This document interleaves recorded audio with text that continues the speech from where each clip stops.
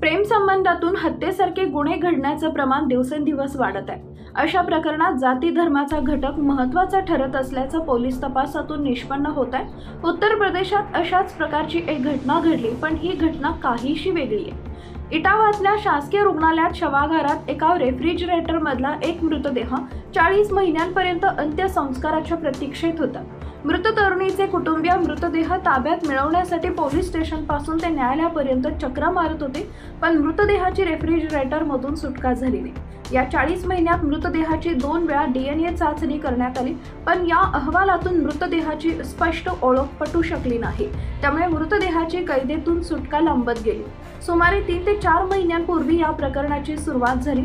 इटावा जिल्ह्याच्या जसवंतनगर तालुक्यात सलेमपूर हे गाव आहे। या गावातील रीता वयवर्षे 19 नावाची एक तरुणी 19 सप्टेंबर 2020 रोजी अचानक घरातून बेपत्ता झाली।